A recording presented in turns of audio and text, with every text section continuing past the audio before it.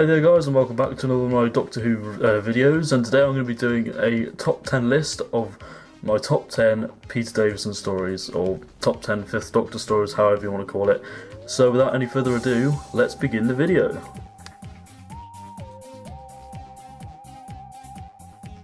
Now at number 10 we have Four to Doomsday, which is written by Terence Studley, and this is actually the first story to be recorded for the Fifth Doctor era, and to be honest, I wouldn't regard it as one of the best Doctor Who stories ever, because it's honestly, I think at times it can be a little bit dull, and this list was kind of hard for me to construct because I'm not a big fan of the Fifth Doctor era, and there aren't many Fifth Doctor stories that I would consider, great classics. But this one's quite a nice four-part story. It's sort of, I think the villain is, well, he's called Monarch in the story, and as you can see, there he is on the front cover. I think he doesn't really do an awful lot, but he just sits in his throne most of the time. And I do quite like his interaction with Adric and Tegan at some point in the story. It's been a while since I've watched this. I got this, I think it was sometime the beginning of the year, and yeah, I thought it was okay. I didn't think much of it, but I thought it'd suit quite nicely at number 10 on the list. And I think Peter Davison is pretty good in this story, even though, like I said, it's the first one that he did, and yeah, I thought he did a good job. I don't think Peter Davison really likes the story very much, probably because it's the first one he recorded, and he probably thought he could have done a lot better. But personally, I think I thought he was pretty good in this story, and it's very weird in some parts. There's like some sort of circus type thing going on. A lot of it just seemed very weird to me when I first watched it, but overall I think it's a decent story, and I think it works quite well. So let's move on to number 9.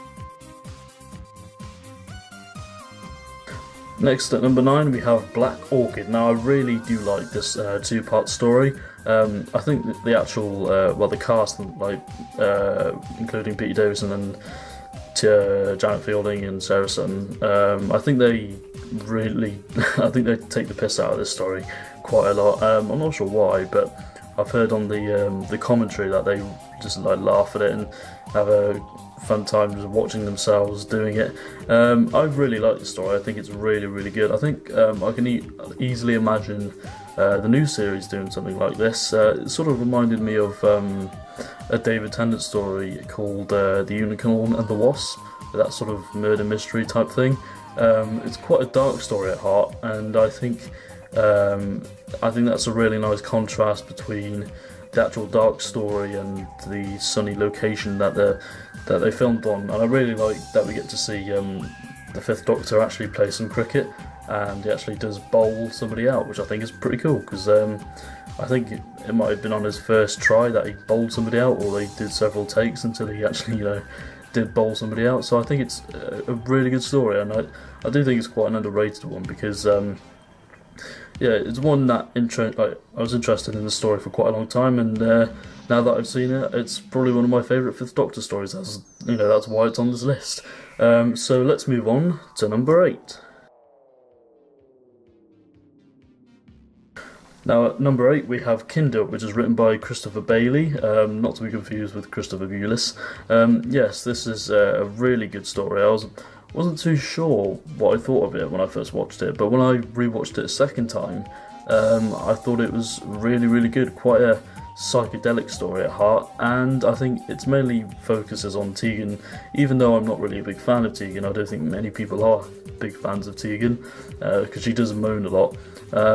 This story sort of makes her really quite frightened of being wary of travelling with the Doctor, and I think the actual sort of Mara itself is really it did disturb me watching this story. There were certain scenes where I can remember the sort of psychedelic moments, the nightmarish moments, really sticking in my mind, and to be honest, they haven't really left my subconscious since I've watched it, because it's always in the back of my mind. And I think there's a good cast in this. I'm not sure of most of their names, but I do quite like the supporting actors, and I think overall it's quite a unique and different Doctor Who story. It's definitely one that you should check out if you're a fan of Tegan. Then yeah, definitely check this one out, because it's overall a really good Fifth Doctor story, and a pretty good story for Tegan. So yeah, that's number 8. So now let's move on to number 7. Next up we have Planet of Fire. Now this sees the return of Anthony Ainley's Master, and we also see the introduction of Perry and the departure of Turlough. So it's quite a lot of like an interesting story for those particular reasons. This story also features Chameleon, who he last saw in The King's Demons, which I believe was his first appearance. Now the thing about Chameleon is I don't think the writers didn't really know what to do with him. They just sort of thought him up out of the blue and thought he'd be quite a cool thing to add to the TARDIS team. And to be honest, I think they could have done a lot more with him. It's a bit of a shame to see him go to waste. I'm not sure if Big Finish have touched upon more of Chameleon's story, but I'm sure they have somewhere, because they've covered a lot of they've improved on a lot of certain things in Doctor Who history. So yeah, I'm sure they've done that somewhere. Yeah, I think Perry is a really good companion, and I think this is generally a really good story. I did like the confrontation between the Master and the Doctor towards the end. I thought that was really well handled, and I thought it was quite an epic story as well. I really liked the location filming of on Lanzarote. I think that was really well done. I'm not sure why they chose to go there, but I think it works for the story really well. I don't really see a lot of people talk about the story very often, but if you're one of the people that really like the story, then yeah, we'll have to go down the pub and have a pint and talk about the Planet of Fire for a bit. That would be pretty cool. So yeah, that's number 7. Now let's move on to number 6. Now, number 6, we have the 5 Doctors, which of course everyone knows is the 25th anniversary special for the show, and I think it's a very good story. I wasn't sure whether or not to put it on this list because it's more of a celebratory story as opposed to an actual proper Doctor Who story, but I thought I'd probably get a lot of disagreements if I didn't put it on the list, because I think everyone loves the 5 Doctors. I don't know a lot of people that don't love the 5 Doctors. I think one of the problems the 5 Doctors has is the casting of the first Doctor, played by Richard Hurndall, who I don't think a lot of people really liked his performance. They thought he was a bit too energetic and a bit too sort of chirpy, but I thought he was okay. Tom Baker isn't barely in this story because I think he refused to do it because he only recently just left. But I think because all it was just a clip from Sharda, so they still called it the 5 Doctors regardless of that short time we saw of the 4th Doctor. I really liked all the Doctor's interactions with the 5th Doctor, 3rd Doctor and the 2nd Doctor. It's just a really nice story, and it's really easy watching, simple plot. Master's great in it. We've got a few cameos from Daleks, Yeti and even a Cyberman, and I just think it's a really good story. If you haven't watched the 5 Doctors, definitely check it out, because it is one that you must have in your collection, and it's a pretty good jumping on point for the classic era. So yeah, if you haven't seen the 5 Doctors, definitely check it out. So let's move on to number 5. Next up we have The Visitation, which, as some of you may know, I really like historical stories, and when it comes to historical stories, I think this is one of my favourites, because, like I said, even though the 5th Doctor isn't one of my favourites, I do think he has some really good stories, and this is one of them. I think it's a very good historical, deals with the Great Plague, which I'm sort of quite interested in that time period and what went on during that time, and I think the Pteroleptals are quite interesting monsters, and I think the design themselves, like the actual design of the creatures, is really interesting and really well done, and I do think the ending for the story is brilliantly written. I think it sort of gives me goosebumps every time I watch it, and to be honest, I haven't watched the story in absolutely ages. I'm going to have to watch that at some point because it is just so good, and I really like the summary location settings and one of the supporting characters.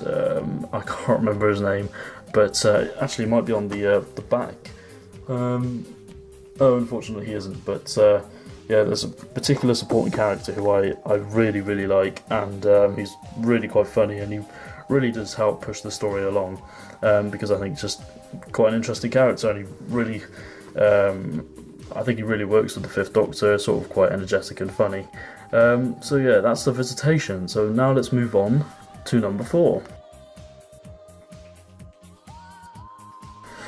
Now, I think this is one of the really quite darker Doctor Who stories, and at number 4 we have Frontios. Now, Frontios, like I said, is really dark, and I think this is where the Fifth Doctor really shines, because the Fifth Doctor is quite charismatic and quite energetic and quite really gentle Doctor, and to see him being put in this sort of really quite rough environment with these sort of I can't remember the name of the villains, but I think they're called like I'm trying to think of the name, but I'll probably put the name of the villains in the actual caption in the video. But I think they're really quite cool, and even though the design I don't think is the best, I really like the concept and the idea, and I really like the production of the story. I think it really works, and I think it gives a bit of atmosphere, even though sometimes atmospheric stories don't really work well with studio production. I do think I think this is an exception. I think this story really does have a bit of atmosphere to it, and I think the cliffhangers are really, really quite good, and there's a couple of surprises in there which I thought were quite nice and nicely written, and I think the pacing is one of the highlights. I think it's a really fast-paced 4-part story, and I think Turlo's pretty good in the story as well, and of course Peter Davison gives an absolutely fantastic performance. I think the Fifth Doctor really shines when he's being put in these dark, bleak environments. It really, really works well, and it's a really nice contrast to his character. So yeah, that's number 4. Now let's move on to number 3. At number 3 we have Resurrection of the Daleks. Again, another dark Doctor Who story, and I think this is the story which has the most amount of deaths in a Doctor Who story, and I think it's on par with Terminator 2, I believe. I remember having a discussion with Pitch Skull Black, another fellow YouTuber, and we were doing a sort of discussion on certain Davros stories, and we were just saying how dark this story is and how many people actually die in it. One thing you should know is that if you really did not like Tegan, this is actually her last story, so if you want to see how Tegan leaves, it's quite abrupt, and it's not really that well explained why she wanted to leave, but basically she's back in her own timeline, she's near Heathrow, and she thinks, oh yeah, this is a good time for me to leave now. So yeah, I think it's a good departure, but it was a little bit abrupt, like I said, but I think Terry Malloy gives an absolutely fantastic performance, and we see the introduction of a particular returning character called Lytton, who also returns in Attack of the Cybermen, where he gets his hands crushed. So yeah, that's quite interesting, and I think the Daleks are really quite menacing in this, and I think it's just a really well made story. I do quite like Eric Sawad's stories. I think he does a really good job, because I think he did write The Visitation and Earthshock, which you'll see next. I think he's just a really good writer. So that was number 3. Now let's move on to number 2. Now at number 2 we have Earthshock, which features the departure of Adric. Now, if you know your Doctor Who history, you'll know what happens to Adric, but if you haven't seen Earthshock, then I'm not sure if I will spoil it for you. I probably won't, because I want you to experience the story. I really wish they would have, not included the Cybermen on the front cover, because back in the day, they really wanted to keep the surprise of the return of the Cybermen a big shock. That's why it's called Earthshock. But I think the reason why they wanted to include the Cybermen on the front cover was just so they can increase the DVD sales, because during the 40th anniversary they decided to release all the very best stories on DVD. So yeah, I think the Cybermen, even though they're really good in this story, I do think they are a little bit emotional. Now, they're Cybermen, and they're not supposed to show emotion, and the fact that they were slightly emotional it sort of contradicts their whole sort of like philosophy and their origins.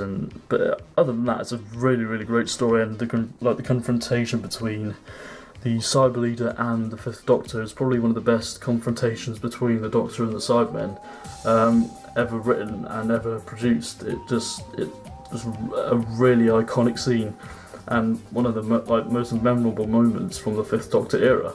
And like I said, if you're a fan of the Fifth Doctor, definitely check this out because it is absolutely fantastic, and I can't strongly urge you enough to go out and buy the story, especially if you're a fan of the Cybermen, because they are really, really good in this story. So that's number 2. Now let's move on to my number 1 Peter Davison story.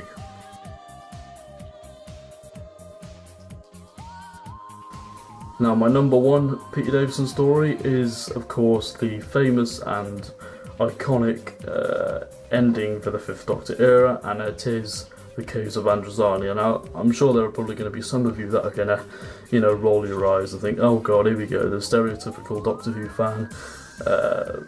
The most famous classic Doctor Who story, well, one of the most famous classic Doctor Who stories, at number 1 spot on his list. Now, bear with me, I do really, really enjoy this story, and I'm not just, jumping on the bandwagon just because it's one of the most iconic Doctor Who stories, because it is one of the most iconic Doctor Who stories. It's just everything about the story, the writing, the pacing, the drive, the cliffhangers, the villain, Shara's Jack, who's just absolutely an amazing villain. And it's just, even the very first cliffhanger is absolutely fantastic, but I think the best cliffhanger, one of the ultimate Doctor Who cliffhangers, I think is episode 3. And if you've seen the story, you'll know what I'm on about, but I'm not going to say anything, because if you haven't experienced the story already, then you really are missing out, because it is just an absolute classic, and it's just a really fitting end for the Fifth Doctor. And I think Peter Davison probably will say that it's his favourite story, because I don't blame him, to be honest, because it's just so fantastic and really, really well written. And of course, it's written by the brilliant Robert Holmes, who everyone knows is an absolute god when it comes to writing Doctor Who. And yeah, it's just a shame what follows after, because after the story, it really went downhill when it came to the writing. It just sort of almost ended the show. And that pretty much concludes my top 10 Peter Davison stories. So thank you very much for watching this video, and I'm not sure what my next video is going to be. It'll probably be a book review maybe, or whatever, I'm not too sure yet. But thank you very much for watching, and I shall see you soon.